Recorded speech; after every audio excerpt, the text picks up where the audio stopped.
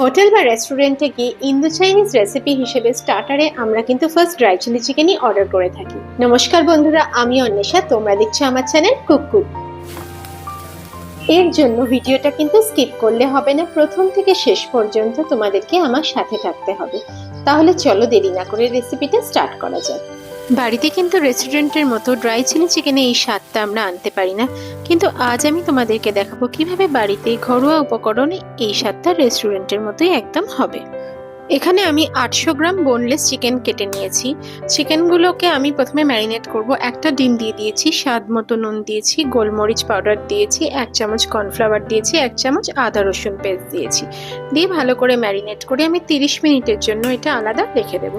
চিকেনগুলোকে কিন্তু আমি বাইট সাইজে আমি কেটে নিয়েছি। এবার ভালো মতো ম্যারিনেট করে একটা সাইডে আমি রেখে দেবো। কম উপকরণ, সহজ পদ্ধতি এবং ঘরোয়া টুইস্টে বানানো এই ইন্দো চাইনিজ রেসিপি কিন্তু বাচ্চা থেকে বড় সবাই পছন্দ করবে।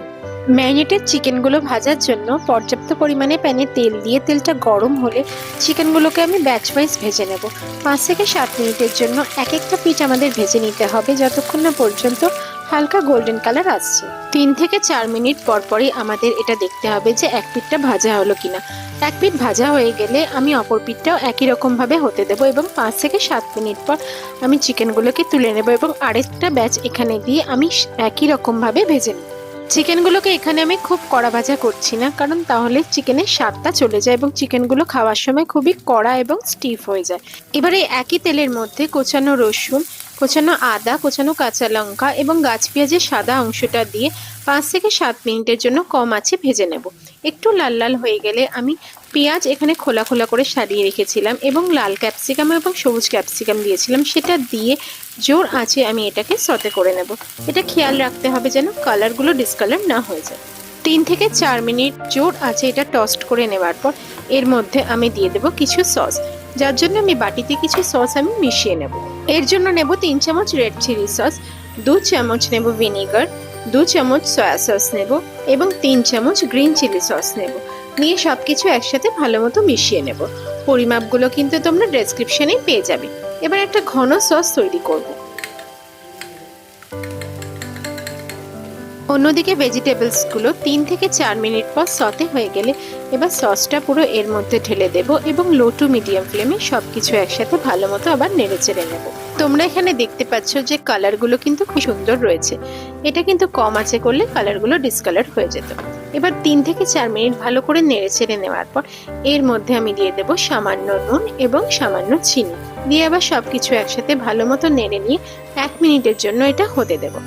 1 মিনিট পর আমি ভেজে রাখা চিকেনগুলো একে একে এর মধ্যে সব দিয়ে দেব এবং আঁচটা কিন্তু লো টু মিডিয়াম ফ্লেমে রেখেই আমাদেরকে নাড়তে হবে। এটা নেড়ে ছেড়ে নেওয়ার পর আমাদের 1 থেকে 2 মিনিটের জন্য এটাকে আমাদের হতে দিতে হবে।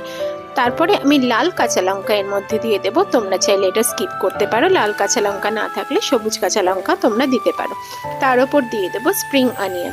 আমি 2 থেকে 3 চামচ স্প্রিং অনিয়ন কুচিয়ে রেখেছিলাম, সেটা সবশেষে এর মধ্যে দিয়ে দেবো এবং 1 থেকে 2 মিনিটের জন্য এটা নেড়ে চেড়ে নিয়ে আবার লো টু মিডিয়াম ফ্লেমে এটা হতে দেবো। ড্রাই চিলি চিকেন রেসিপি কিন্তু আমাদের রেডি হয়ে গেছে পরিবেশনের জন্য। পেঁয়াজ ও ক্যাপসিকামের হালকা ক্রাঞ্চ আর ধোয়া ওটা শুকনো গ্রেভি দেয় ড্রাই চিলি চিকেনকে রেস্টুরেন্ট স্টাইল টাচ। ঝাল কম দিলে কিন্তু বাচ্চা থেকে বড় সবাই এটা খেতে পারবে। তাহলে দেখতে পাচ্ছ ধোঁয়া ওঠা ড্রাই চিলি চিকেন কিন্তু একদম রেডি পরিবেশনের জন্য। এটাকে তোমরা ফ্রাইড রাইসের সাথে ট্রাই করতে পারো বা শুধু স্টার্টার হিসেবেও খেতে পারো। রেসিপিটা ভালো লাগলে লাইক, শেয়ার ও কমেন্ট করতে ভুলো না, আর আমার চ্যানেলটা অবশ্যই সাবস্ক্রাইব করে নিও এমন আরো নতুন ভাইরাল রেসিপির জন্য। আবার দেখা হবে পরের ভিডিওতে নতুন কোনো রেসিপি নিয়ে। সবাই ভালো থাকো, সুস্থ থাকো, ধন্যবাদ।